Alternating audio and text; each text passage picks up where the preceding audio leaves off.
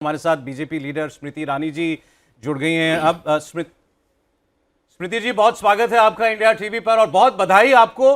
बहुत कम लोगों ने ऐसी जीत की भविष्यवाणी की थी आपकी पार्टी के लिए, और बंगाल में 200 के आंकड़े को छू रही है भारतीय जनता पार्टी। ट्रिमेंडस। आज दिन है आभार व्यक्त करने का उन कार्यकर्ता और उनके परिवारों का जो हिंसा के शिकार हुए पश्चिम बंगाल में, मात्र इसलिए क्योंकि वो भारतीय जनता पार्टी से संबंधित थे, भाजपा के कार्यकर्ता थे। आज दिन है आभार वंदन करने का हर उस पश्चिम बंगाल के वोटर का जिसने भय के वातावरण में भी भारतीय जनता पार्टी में सतत अपना विश्वास दिखाकर रखा। आज आभार मैं उनको भी देती हूँ जिन्होंने हमारा नेतृत्व किया, और जिस प्रकार से हिंसा के सब विक्टिम्स हुए तब भी सबका कहीं ना कहीं एक भरोसा लोकतंत्र में बनाकर रखा। तो आज का दिन हमारे लिए संगठन के दृष्टिकोण से बहुत बड़ा दिन है। आज का दिन जनता के लिए लोकतंत्र की जीत के स्वरूप में एक बहुत बड़ा प्रमाण बन के उभरी है। आपके जर्नलिस्ट स्वयं इस बात के साक्षी रहे हैं कि कैसे भय को एक शस्त्र के रूप में पश्चिम बंगाल में तृणमूल कांग्रेस के गुंडों ने इस्तेमाल किया। भय को कैसे स्टेट का एक वायलेंस को पॉलिटिकल इंस्ट्रूमेंट बनाया गया। यहां तक कि इस चुनाव में हमने राष्ट्र में पहली बार देखा कि मालदा में जुडिशियल ऑफिसर्स को बंधक बनाया गया, पैरामिलिट्री फोर्सेस को भेजा गया ताकि जुडिशियल जजेस बाहर निकाल हम सके।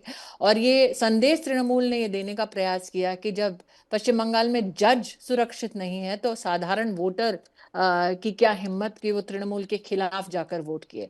आपने स्वयं अपने पत्रकारों के माध्यम से, चैनल के माध्यम से इस विषय को भी प्रसारित किया, कैसे फाल्टा में पश्चिम बंगाल का वोटर आकर आप सबसे, पत्रकारों से अपील कर रहा था कि हमको धमकी दी जा रही है कि अगर हम तृणमूल का समर्थन नहीं करेंगे तो हमारी घर की औरतों को रेप किया जाएगा।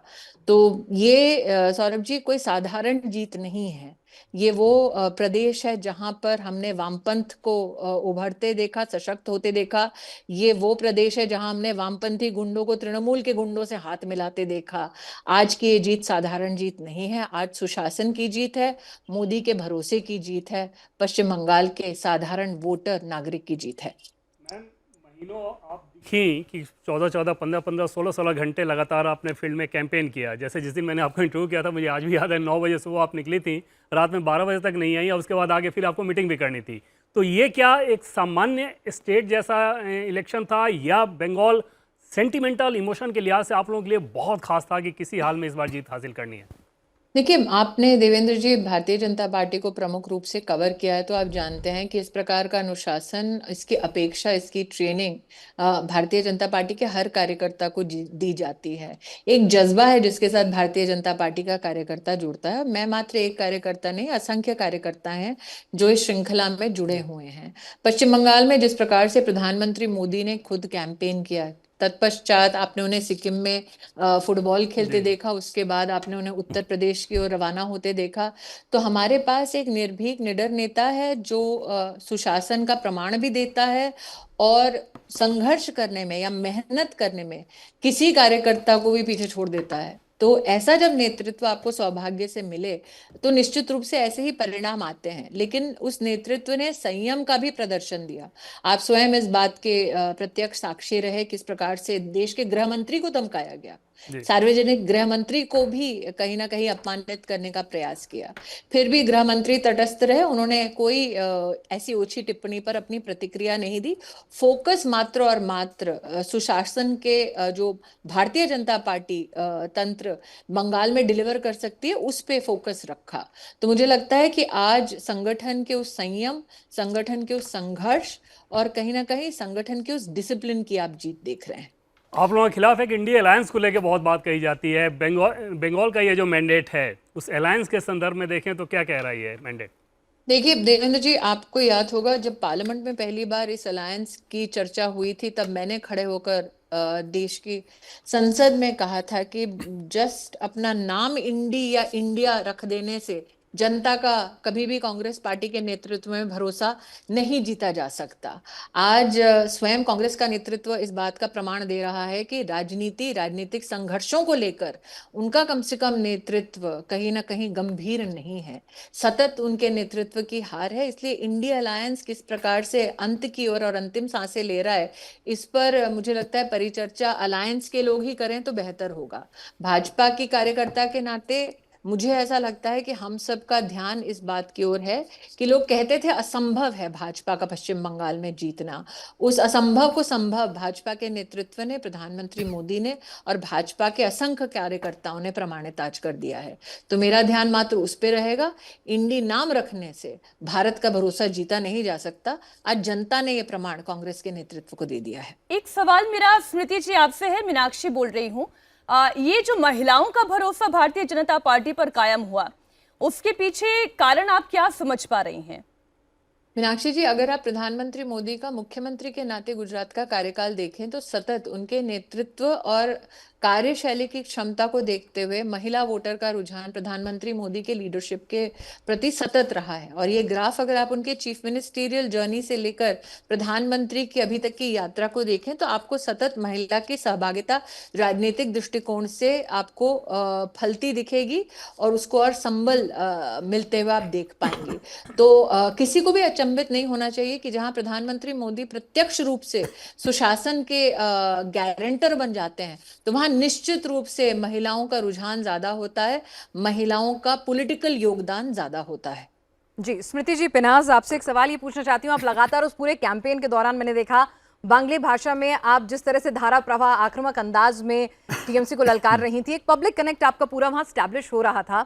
आपने भी क्या उस वक्त सेंस किया था एडवांटेज बीजेपी है, सब लोग कह रहे थे, एग्जिट पोल भी इशारा कर रहे थे, लेकिन ये 194 का फिगर, ये आपको सेंस हुआ था कि हाँ जीत इतनी बड़ी भी हो सकती है? मैं आपका ध्यान आकृष्ट करूंगी गृह मंत्री के अपने उद्बोधन पे, उनकी प्रेस कॉन्फ्रेंस पे, जिसमें उन्होंने भाजपा का जो विश्वास है न सिर्फ प्रधानमंत्री मोदी के नेतृत्व के प्रति बल्कि भाजपा के प्रति जनता जो विश्वास दिखा रही है उसका उल्लेख गृह मंत्री जी ने स्वयं किया। प्रधानमंत्री मोदी ने अपने पूरे कैंपेन में जोशो खरोश से न सिर्फ जिस प्रकार से जनता को संबोधित किया, मात्र झालमुड़ी खाने के लिए प्रधानमंत्री ग्लोबल हेडलाइन हो गए। जनता जिस प्रकार, और झारग्राम का अभी मैं जो रुझान देख रही हूँ, जो आंकड़े देख रही हूँ, इसका मतलब एक साधारण सा झालमुड़ी खाना ही जनता को इतना भाया कि ममता प्रधानमंत्री के निजी खान पान को एक पॉलिटिकल इशू बना रही थी, जबकि प्रधानमंत्री बार बार जनता का ध्यान बटोर रहे थे ताकि निश्चित रूप से हम लोग सुशासन कैसे जनता को प्राप्त करवा सके, उसके ऊपर प्रधानमंत्री का पूरा कैंपेन, उनका पूरा ध्यान था। तो मुझे ऐसा लगता है कि पश्चिम बंगाल का ये चुनाव अपने आप में 3-4 विषयों में कहीं ना कहीं चर्चा में होना चाहिए। एक, प्रधानमंत्री मोदी ने अपने संवाद में बार बार कहा 10,50,000 करोड़ से ज्यादा की राशि भारतीय ट्रेजरी से पश्चिम बंगाल के डेवलपमेंट के लिए, विकास के लिए उपलब्ध कराएगी। बार बार जब हम ये सवाल कर रहे थे तब ममता बंदोपाध्याय का एक ही ध्यान केंद्रित करने का वाक्य होता था, देखो झालमुड़ी खच्चे माछ खच्चे पड़ते ना। तो ये सारे मुद्दों पर ध्यान ना टिकाकर विकास के मुद्दों पर ध्यान केंद्रित रखकर मुझे लगता है पश्चिम बंगाल की जनता ने जो ऐतिहासिक मैंडेट हमें दिया वो सराहनीय है, अभिनंदनीय है। स्मृति जी, पिछले इलेक्शन में भी 3 से 77 की यात्रा जो आपकी पार्टी ने तय की वो भी बहुत जबरदस्त थी, शानदार थी। अब चूंकि दूसरे पक्ष को 215 मिले तो वो उसके बीच में कहीं छुप गया, लेकिन उस वक्त भी ये लगा कि एक वर्ग है जो बदलाव चाहता है और वो आपके साथ था। अगर आप बता सकें कि इस बार आपकी पार्टी का कैंपेन या अप्रोच इस इलेक्शन में 2021 से किन मायनों में अलग थी? मुझे लगता है सौरभ जी, कुछ ऐसे विशिष्ट विषय हैं जिसको तो कवर स्वयं आपके चैनल ने किया है। एक, जिस प्रकार से घुसपैठियों का समर्थन ममता बंदोपाध्याय कर रही थी और नहीं चाह रही थी कि चुनाव की हमारी जो वोटर लिस्ट है वो किसी प्रकार से स्वच्छ हो पाए, वो भी जनता के मध्य में एक चर्चा का मुद्दा बना। दूसरा, जिस प्रकार से तृणमूल की कुनीतियां जनता के सम्मुख और उभर कर सामने आई, पत्रकारों ने स्वयं देश भर में इस दृश्य को प्रसारित किया कि इस प्रकार से तृणमूल के नेताओं के घर से कैश बरामद हो रहा है। ममता बंदोपाध्याय का खुद आईपैक के ऑफिस में जाकर तांडव करना और ये तमाशा करना एक प्राइवेट कंपनी को बचाने के लिए, जिनके ऊपर आरोप था कि वो सरकारी खजाने को लूट रहे हैं, अथवा जो भी इन्वेस्टिगेशन उस संदर्भ में अभी चल रही है, ये सब जनता के मध्य में टॉकिंग पॉइंट बन गया। साथ ही उनका बार बार इस बात को कहना कि वो राम भक्तों के खिलाफ है, उनका बार बार ये कहना कि महिला का बलात्कार होता है तो दोष उस महिला का है जो घर से बाहर निकली। ये मैं इस कैंपेन के दौरान, जैसे उलुबेरिया नाम का एक क्षेत्र है, वहां पर कोई नहीं मानता कि हमें बढ़ चढ़ कर समर्थन मिलेगा, लेकिन जनता घरों से बाहर आकर ग्रामीण अंचल में बोल रही थी कि हमने देखा आरजी कार की जो रेप विक्टिम है उसके माता पिता के साथ क्या सलूक हो रहा है, हमने देखा कि एक लड़की जिसका बलात्कार होता है, जिसे मौत के घाट उतारा जाता है, तृणमूल के गुंडे कैसे डेड बॉडी लेके शमशान घाट जा रहे हैं, और गरीब माँ बाप को, दर्जी परिवार गरीब माँ बाप को कैसे भाग भाग कर बेटी का अंतिम संस्कार कर सके, उसमें जद्दोजहद करनी पड़ रही है। रत्ना देवनाथ जब बीजेपी की प्रार्थी बनी, कैंडिडेट बनी, कैसे उसका तिरस्कार मुंह पे थूका है तृणमूल के गुंडों ने। तो ये सारे विषय पश्चिम बंगाल की जनता के मध्य में आक्रोश भरने वाले विषय थे। एक्चुअली मैम, इस इलेक्शन के बीच में बंगाल के बाहर लोगों को ये बात रियलाइज हुई कि ये बंगाल स्टेट का चुनाव किसी और राज्य से बिल्कुल अलग है, क्योंकि हमें ऐसे लोग मिलते थे, एक्सपर्ट्स भी कहने वाले, जर्नलिस्ट भी कहते थे कि भाई ये फियर फैक्टर ओवर हाइप किया जा रहा है, बीजेपी इसको बढ़ा चढ़ाकर बता रही है। ये जो भी आपको विशेषज्ञ मिले सौरभ जी, उनसे पूछिए ये तब खामोश क्यों थे जब जजेस को हॉस्टेज बनाया गया, ये तब खामोश क्यों थे जब रत्ना देवनाथ के मुंह पर तृणमूल के गुंडों ने थूका, ये तब खामोश क्यों थे जब फाल्टा में तृणमूल के गुंडे जाकर वोटर को धमका रहे थे कि अगर तृणमूल के लिए वोट नहीं किया तो आपके घर की औरतों का बलात्कार कर देंगे, ये तब खामोश क्यों थे जब पिछले विधानसभा के चुनाव के बाद निश्चित रूप से आपके चैनल ने भी इस बात को प्रसारित किया, कैसे बीजेपी के कार्यकर्ताओं से कहा जा रहा था कि तुम्हें अगर घर लौटना है, रात को अपनी घर की औरतें तृणमूल के गुंडों के घर भेजो। फेसबुक पे कितने लोगों ने देखा, भारतीय जनता पार्टी का एक समर्थक, एक कार्यकर्ता, नौजवान, वो अपना बेचारा अपने घर में बैठा हुआ है, रो रहा है, लाइव ट्रांसमिट कर रहा है कि मुझे मारने के लिए तृणमूल के गुंडे खड़े हैं बाहर। ये सारे लोग जो फिराक में रहते हैं टिप्पणी करने के लिए भारतीय जनता पार्टी पे, ये कहां थे जब मौत के घाट लोगों को उतारा जा रहा था पश्चिम बंगाल में? तो इस बार भरोसा कैसे दिलाया आपने बंगाल के लोगों को कि हम हैं? मुझे लगता है ये भरोसा दिलाने का प्रमुख कार्य सेंट्रल पैरामिलिट्री फोर्सेस ने किया, भरोसा दिलाने का कार्य इलेक्शन कमीशन ने खुद किया, और जनता खुद देख रही थी। ऐसा नहीं है कि आप मालदा में हॉस्टेज करें तो दुनिया देश देखेगी नहीं। तो आप मीडिया को भी इस बात का कहीं ना कहीं मुझे एक आभार वंदन करना चाहिए कि कई मीडिया कर्मी ऐसे हैं जो पश्चिम बंगाल में निर्भीक होकर काम नहीं कर पा रहे थे, उनको जेल भेजा जा रहा था, उनके खिलाफ केसेस हो रहे थे। नेशनल मीडिया ने कई ऐसे मुद्दों को उठाया जिसके उठाने की हिम्मत लोकल रिपोर्टर्स को नहीं पड़ रही थी, क्योंकि या तो उनको प्रताड़ित किया जा रहा था या नौकरी से निकाला जा रहा था। आप पहली बार देख रहे हैं कि एक सेफोलॉजिस्ट भी कह रहा है भाई मेरी हिम्मत नहीं है कि मेरे लोग जाएं और ये पूछें कि किसको वोट देने की इच्छा है, क्योंकि मेरे ऐसे कर्मियों को ये लोग जेल डाल देंगे। ऐसा भय का माहौल, इसका प्रमाण तो स्वयं तृणमूल ने दिया। कब देखा आपने कि तृणमूल का एक भाईपो जिसको हम कहते हैं वो बढ़ चढ़ के देश के गृह मंत्री को धमकी दे दे? ये बात बिल्कुल ठीक है स्मृति जी, और जिस तरीके की भाषा खास तौर पर अभिषेक बैनर्जी इस्तेमाल कर रहे थे वो बहुत ही आपत्तिजनक है। लेकिन इन नतीजों से एक बात तो समझ में आ रही है कि तुष्टीकरण की राजनीति की पालकी पर बैठकर कोई क्षेत्रीय दल ये सरकार बनाने का अगर ख्वाब देखे तो ये अब भारत में संभव नहीं है। लेकिन जब भी ध्रुवीकरण होता है तो स्मृति जी काउंटर पोलराइजेशन भी होता है। क्या आपको लगता है कि वो काउंटर पोलराइजेशन हुआ है, हिंदुओं ने एकजुट होकर बीजेपी को वोट दिया है?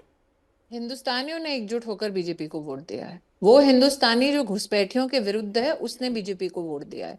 वो हिंदुस्तानी जो ममता के गुंडों के विरुद्ध है उस हिंदुस्तानी ने बीजेपी को वोट दिया है। वो हिंदुस्तानी जो नहीं चाहता था काटमांडी और सिंडिकेट ही पश्चिम बंगाल की राजनीतिक परिभाषा हो जाए, उस हिंदुस्तानी ने बीजेपी को वोट दिया है। राहुल गांधी के पॉलिटिक्स की मैम बात करें तो बंगाल के संदर्भ में राष्ट्रीय स्तर पर राहुल गांधी और पॉलिटिक्स ये दो शब्द एक साथ चलते हैं क्या? राष्ट्रीय स्तर पर टीएमसी के साथ बंगाल में गया तो अचानक उनको ममता बनर्जी करप्ट लगने लगी थी। देखिए देवेंद्र जी, उनको तो हम पहले भी कहते आए हैं अपने कई कैंपेन की स्पीचेस में अथवा हमारी वार्तालापों में कि दिल्ली में बट्टी और स्टेट में कट्टी, ये तो उनका पहले से एक उनकी राजनीतिक व्यवस्था रही है। लेकिन मुझे नहीं लगता कि पश्चिम बंगाल का वोटर भी उनको गंभीरता से लेता है। तो देश में कांग्रेस के कार्यकर्ताओं की मजबूरी हो सकती है कि वो राहुल गांधी को इस प्रकार से महिमा मंडित करें, या समझा जा सकता है।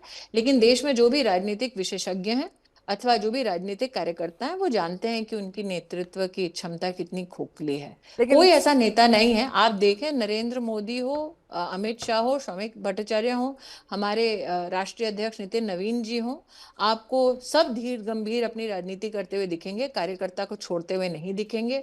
वहां पर मैंने अपने पश्चिम बंगाल के कैंपेन के वक्त भी कहा था, कांग्रेस का इस वक्त बुरा हाल होने वाला है। वो भी चुनावी पर्यटक बनकर आए और चले गए। लेकिन सबसे पहले स्मृति जी वही थे जिन्होंने भाजपा की जीत जो है भांपी थी। उन्होंने कहा था कि ममता बनर्जी ने बीजेपी का बहुत फायदा करा दिया है, उन्हें ही आने का मौका दिया है। देखिए और पिनाज जी, ये कहीं ना कहीं एक ऐसा माहौल हो जो गंभीर ना हो, उसमें तो कहना उचित होगा कि भाई हमारा सबसे बड़ा, कई लोग कहते हैं मैस्कॉट राहुल गांधी है, कि इतना विफल नेता है विपक्ष का। लेकिन this takes away credit from the hard work of my leadership. Ma'am again This takes away credit from the hard work and the sacrifice of the karyakarta. Definitely ma'am, so I will come back to that point only. अगर हम बात करें 3 से 77 की, तो वहां पर भी बीजेपी उस वक्त भी नारा लगा रही थी अब की बार 200 पार। कई विश्लेषकों ने कहा भी था, प्रिडिक्ट भी किया था, कहा था कि भाई मोमेंटम तो था लेकिन उसका कन्वर्जन नहीं हो पा रहा था। तो इस बार पिछले 5 सालों में बीजेपी ने 2021 के बाद क्या कोर्स करेक्शन किया है जिससे वो मोमेंटम जो है वो कन्वर्जन में इस तरह कन्वर्ट हुआ कि मैजिक नंबर नहीं, अब 190 को क्रॉस कर रहे हैं? देखिए, आप सालों साल एक प्रदेश में सिर्फ वामपंथ को देखते हैं, एक प्रदेश में सिर्फ कांग्रेस को देखते हैं, एक प्रदेश में सिर्फ तृणमूल को देखते हैं। वहां पर कार्यकर्ता को इस बात से जोड़ कर रखना कि तुम हिंसा को झेल रहे हो, तब भी विश्वास रखना, एक दिन समय आएगा और जैसे अटल जी ने कहा था, सूरज उगेगा और कमल खिलेगा। वो विश्वास सतत कार्यकर्ता में बनाए रखना एक नेतृत्व के लिए बड़ा कठिन होता है। हमारे नेतृत्व ने, नरेंद्र भाई ने, अमित भाई ने, हमारे संगठन के कई वरिष्ठ नेताओं ने ये सतत विश्वास पश्चिम बंगाल के कार्यकर्ताओं में बनाए रखा। आप में से कई लोगों ने रिपोर्ट किया है कि भूपेंद्र यादव जी, सुनील बंसल जी, हमारे संगठन मंत्री BL संतोष जी, इन सब का सतत वहां प्रवास रहना, district by district, booth by booth संरचना करना, ये अकस्मात नहीं होता। ये महीनों की, सालों की मेहनत होती है। परिणाम आपको, और प्रधानमंत्री मोदी ने तो स्वयं कहा एक बार कि भाई ऐसा नहीं है कि आज अचानक ही कुछ हो गया, ये वर्षों की तपस्या है, वर्षों का परिश्रम है। महिला आरक्षण पे चाहे टीएमसी हो या फिर डीएमके हो या फिर कांग्रेस पार्टी हो, इन लोगों का जो है स्टैंड रहा पार्लियामेंट में, क्या इस मैंडेट को उससे भी जोड़कर देखना चाहिए कि महिलाओं ने एक सबक सिखाया? प्रधानमंत्री मोदी और अमित शाह जी दोनों ने अपने कैंपेन में बार बार, कैंपेन में भी, सदन में भी बार बार कहा कि महिला आरक्षण के इस विषय को आप पश्चिम बंगाल की अथवा किसी और भी इकाई की चुनाव के साथ ना जोड़ें। ये एक लार्जर विषय है, आगामी लोकसभा इलेक्शन का विषय है। तो अगर मैं आपके प्रश्न की पृष्ठभूमि पर टिप्पणी करने लगूं तो कहीं ना कहीं उन लोगों को शय मिलेगी जो कह रहे हैं कि ये पूरा का पूरा स्पेशल सेशन इसलिए किया गया ताकि असेंबली इलेक्शंस पर उसका कोई प्रभाव देख सके। जी, आपने कई अपने पार्टी के वरिष्ठ सहयोगियों का नाम लिया, खासतौर पर गृहमंत्री अमित शाह की भूमिका के बारे में आप क्या कहेंगे, जिस तरीके से कैंपेन को डिजाइन करके एग्जीक्यूट करने में उनका, और खासतौर पर जितना वक्त उन्होंने बंगाल में बिताया? मुझे लगता है सौरभ जी, आप नरेंद्र मोदी, अमित शाह को कभी भी अलग अलग नहीं देख सकते। एक नेतृत्व है जो नर्चर करता है कैपेसिटी को, और एक कैपेसिटी है जो डिलीवर करता है। तो मुझे लगता है कि जुगलबंदी जो है अमित शाह और नरेंद्र भाई की, उसको कोई भी नदारद नहीं कर सकता। मुझे लगता है कि जिस प्रकार से हमने प्रधानमंत्री के नेतृत्व को देखा है, एक नेता के नाते वो कितने भावुक होते हैं अपने कार्यकर्ताओं के हित चिंतक कितने हैं, कि अगर एक कार्यकर्ता बीमार भी होता है, और आपको कई वरिष्ठ नेता और कार्यकर्ता ऐसे मिलेंगे, आपको याद दिलाती हूँ कोविड के वक्त जो कहते हैं अकस्मात प्रधानमंत्री का फोन आया और वो पूछ रहे थे स्वास्थ्य अच्छा है कि नहीं। प्रधानमंत्री रीच आउट करते हैं अगर किसी कार्यकर्ता को कोई आर्थिक चुनौती आती है, सामाजिक चुनौती आती है, किसी की निर्ममता से हत्या होती है, तो प्रधानमंत्री का ये भावुक स्वभाव सभी कार्यकर्ताओं ने देखा है। उस व्यक्ति का संयम रखना और लोगों का विश्वास पुनर्स्थापित करना कि चिंता मत करो, लोकतांत्रिक ढंग से अपना विरोध प्रत्यक्ष प्रत्यक्ष रूप से जनता के सामने रखो, लोकतांत्रिक ढांचे के माध्यम से सत्ता को पलटते हुए देखो और सेवा का मौका प्राप्त करो। ये कोई आसान बात नहीं है। जितना मैंने देखा उनकी राजनीति को, वो एक बहुत ही भावुक और अपने आइडियोलॉजी के प्रति उनकी जो निष्ठा है उसको कोई चुनौती नहीं दे सकता। जहां तक कि अमित शाह की आप बात करें तो मुझे लगता है सबसे टेलिंग प्रेस कॉन्फ्रेंस का वो प्रश्न था जब उनसे पूछा गया कि आपके खिलाफ भाईपो ने बहुत ही असंसदीय और अमर्यादित टिप्पणी की है। उन्होंने बहुत ही बेबाकी से और संयमता से उस बात को दरकिनार कर दिया। फोकस पूरा का पूरा उनका चुनाव में छोटे से छोटे पहलू पर रहा। देवेंद्र जी मेरे कार्यशैली का उल्लेख कर रहे थे, उससे बेहतर कार्यशैली आपने अमित शाह और प्रधानमंत्री की देख ली है। वो कभी फोकस अपना हटने नहीं देते एक और सवाल 3 से 77 की यात्रा को भी उतना ही महत्व देते हैं जितना कि आज के परिणाम को। वो नहीं कहते अकस्मात सब चीजें हो जाएंगी। वो कार्यकर्ता में ये डिसिप्लिन इंस्टिल करते हैं कि संघर्ष करना पड़ेगा, समय लगेगा, लेकिन अंत में कमल खिलेगा। आपने बिल्कुल ठीक कहा। अटल जी की लाइन, अंधेरा छटेगा, सूरज उगेगा, कमल खिलेगा। आप अभी भावनाओं की बात कह रही थी स्मृति जी। आप चूंकि इतनी सारी रैलियां वहां पर इतनी सारी महिलाओं पुरुषों से मिलकर आई हैं, जब आप उनसे मिलती थी, उनसे बात करती थी, वो अपनी क्या भावनाएं आपके सामने रखते थे?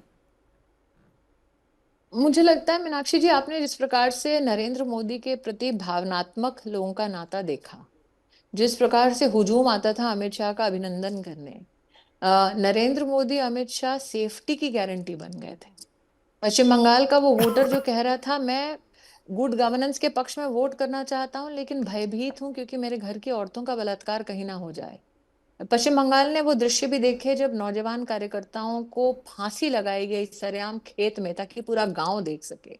तो मुझे लगता है ऐसे में मेरे नेतृत्व का इस विश्वास को स्थापित करना कि चिंता मत करो, आमड़ा अच्छी, आई थिंक वो जो हमारा नारा था भॉय आउट भरोसा इन, आज उसको आप प्रत्यक्ष रूप से प्रमाणित होते देख रहे हैं। स्मृति जी, श्यामा प्रसाद मुखर्जी की जमीन पर कमल फाइनली खिलना, इस तरह से सत्ता में आना, एक भाजपा के कार्यकर्ता के लिए, खुद अमित शाह, प्रधानमंत्री मोदी के लिए, आपके लिए ये कितना इमोशनल है कि राज्य भर नहीं है, इससे बहुत सारे सेंटिमेंट। नरेंद्र मोदी, अमित शाह और बीजेपी के असंख्य कार्यकर्ताओं ने श्यामा प्रसाद मुखर्जी को आज वाकई में एक धारा 370 हटाकर और आज पश्चिम बंगाल में जीत सुनिश्चित करके सबसे बड़ी श्रद्धांजलि दी है। बीजेपी के राष्ट्रीय अध्यक्ष के हिसाब से बात करें, नितिन नवीन जी के हिसाब से, स्मृति जी, तो लगता है कि बहुत सारा सौभाग्य लेके अपने साथ पद पे आए हुए हैं। जिस राज्य के वो हैं, बिहार, कभी बीजेपी का मुख्यमंत्री नहीं रहा, 4 महीने के अंदर बीजेपी के मुख्यमंत्री वहाँ हो गए। बंगाल में बीजेपी का शासन, बहुत सारा लकी चार्म लेके आए हैं नितिन नवीन जी। मैं उनके कार्यशैली, उनकी कर्मठता, उनके हार्डवर्क को कहीं ना कहीं निम्न नहीं करना चाहती देवेंद्र जी, लेकिन निश्चित रूप से ही is our lucky mascot. Smriti ji, बहुत बहुत धन्यवाद, आपने हमारे लिए समय निकाला। एक बार फिर आपको बहुत बधाई, बहुत शुभकामनाएं इस जबरदस्त जीत के लिए। धन्यवाद।